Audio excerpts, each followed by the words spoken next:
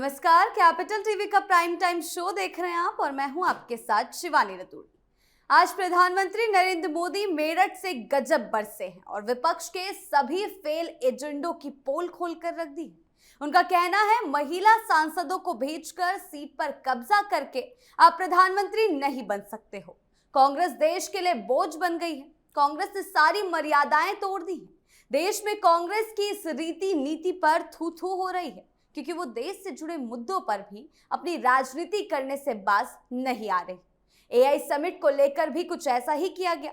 PM Modi ने भारत में दुनिया के सबसे बड़े एआई इंपैक्ट समिट की सफलता की भी बात की। इस एआई समिट से विपक्ष पूरी तरह से बैकफुट पर आ गया है। वहीं दूसरी तरफ कई राज्यों में इस साल चुनाव होने जा रहे हैं जिसके लिए सभी पार्टियां अपनी अपनी रणनीतियां बना रही हैं। लेकिन मोदी मंत्र क्या होने वाला है, इसी पर चर्चा करने के लिए मेरे साथ स्टूडियो में मौजूद हैं कैपिटल टीवी के editor in chief doctor Manish Kumar. Sir, बहुत बहुत स्वागत है आपका। धन्यवाद। सर, मोदी का रंग अभी से दिखने लगा है। देखिए, प्रधानमंत्री मोदी ही इज अ मास्टर प्लेयर और राजनीति कब कहां कैसे किस जगह पे चोट करनी है ये प्रधानमंत्री मोदी बहुत बखूबी जानते हैं जी। He is a great communicator. जो बात वो कहते हैं लोगों तक वो पहुंचती है, लेकिन वो एक प्रोफेशनल पॉलिटिशियन है। वो मेरठ में रह करके वो 5 राज्यों में जो चुनाव हो रहे हैं उसके ऑडियंस को डील कर रहे थे। उनको मालूम है कि उनके भाषण को हर चैनल पर दिखाया जाएगा और ये जो चैनल पर दिखाया जाएगा तो मैसेज वहां भी जाएगा। प्रधानमंत्री ने आज क्या कहा वो चेन्नई के अखबार में भी छपेगा, तिरुवनंतपुरम में भी छपेगा, गुवाहाटी में भी छपेगा, कलकत्ता में भी छपेगा। तो आप इस संदर्भ में देखिए कि प्रधानमंत्री मोदी ने आज क्या किया। सबसे पहले उन्होंने कांग्रेस को यह कह दिया भाई नंगों की पार्टी है। सारा देश जान रहा है इनका नंगापन और वैचारिक दृष्टि से दरिद्र हो चुकी पार्टी है ना। This party is bereft of any kind of ideology और इसके जो लीडर हैं वो महामूर्ख बैठे हुए हैं। This is what he wanted to convey. और सहारा किसका लिया कि ये हम नहीं कह रहे, उनके ही अपने लोग कह रहे हैं कि आपने ये जो शर्ट उतार करके जो नंगापन आपने दिखाया वो अखिलेश यादव ने इसे गलत बता दिया, इसे आरजेडी वालों ने गलत बता दिया, इसे जगन रेड्डी ने गलत बता दिया, उद्धव ठाकरे ने गलत बता दिया। तमाम लोग, सारे लोगों ने कहा कि नहीं ये गलत है। अखिलेश यादव ने भी मना कर दिया कि नहीं ये प्रोटेस्ट वर्सेस तो ठीक है लेकिन वो जगह आपने गलत चूज कर लिया। तो आपने क्या किया, आपने हथियार जी। अब कहानी चुनाव की ही है। प्रधानमंत्री मोदी का ये एग्रेशन ये बता रहा है कि Rahul Gandhi is in deep trouble. Nishikant Dubey ने एक सब्सटैंटिव मोशन दायर कर रखा है।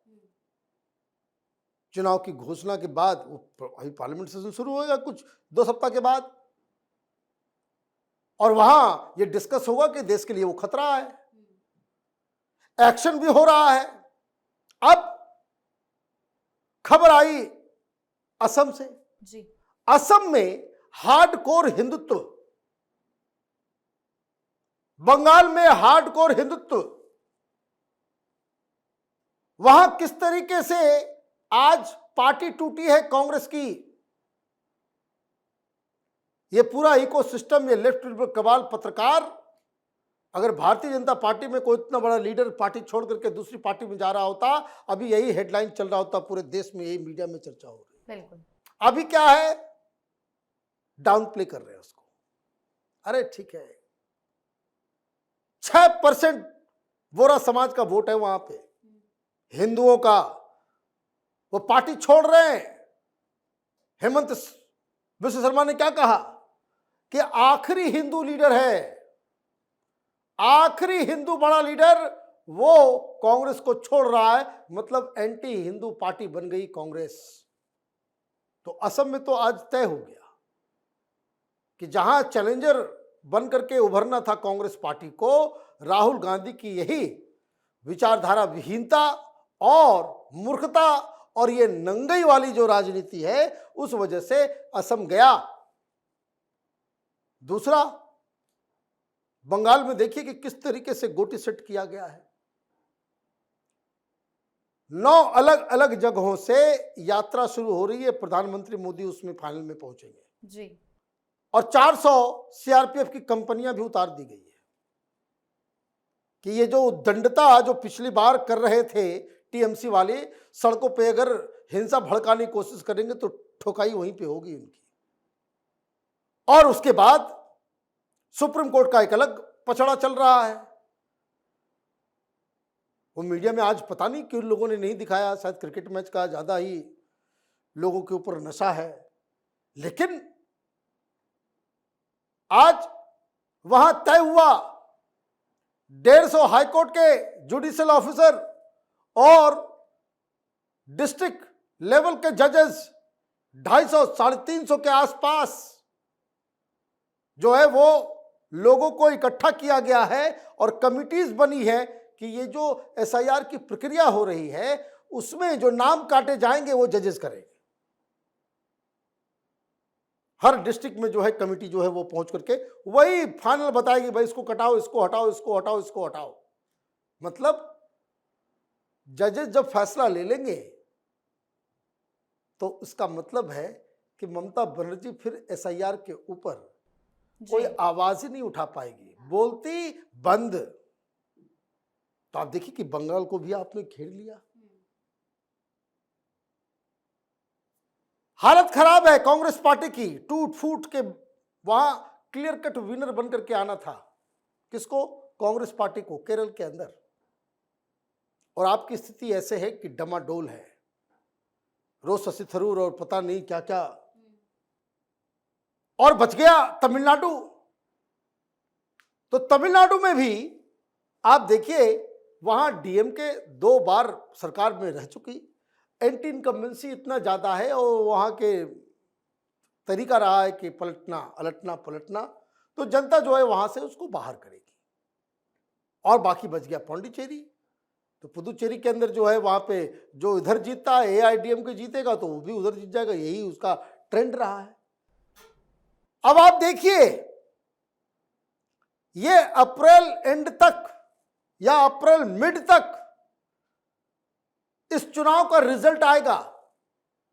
जब रिजल्ट आएगा तो लोग क्या डिस्कस करेंगे कि इन 5 राज्यों में 4 को तो हटा दीजिए। जहां आपको इंडी गठबंधन को 5 के 5 जीतने थे, 5 के 5 टेक्निकली, वहां अगर बंगाल हाथ से निकल गया, असम हाथ से निकल गया, तमिलनाडु में मिलीजुली सरकार बन गई एनडीए की, तो आप देखिए हेडलाइन क्या होगा। हेडलाइन क्या होगा कि साउथ और ईस्ट में फिर बीजेपी का कब्जा हो गया।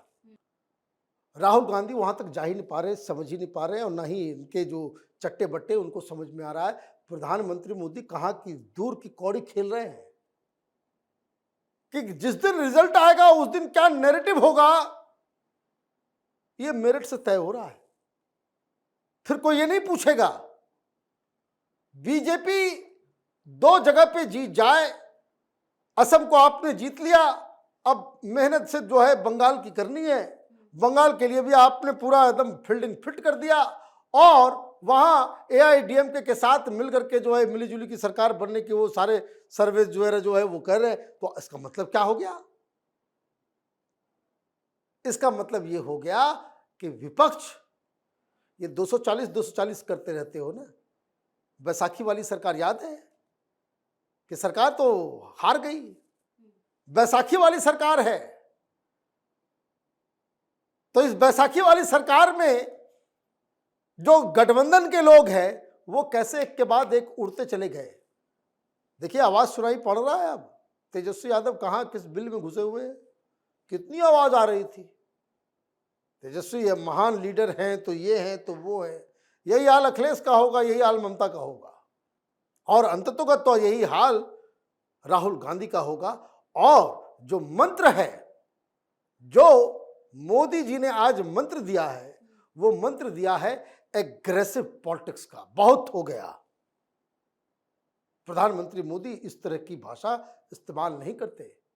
कांग्रेस पार्टी नंगी पार्टी है तो वो विचारधारा विहीन हो गई है, पागल हो। ये जो आज जो अटैक है वही भारतीय जनता पार्टी के आगे आने वाले ये जो 5 राज्यों में जो चुनाव है, इसी एग्रेशन के साथ आगे बढ़ेगी। यही आज प्रधानमंत्री मोदी ने तय किया है। जी सर, बहुत बहुत धन्यवाद आपका इन तमाम जानकारियों। धन्यवाद।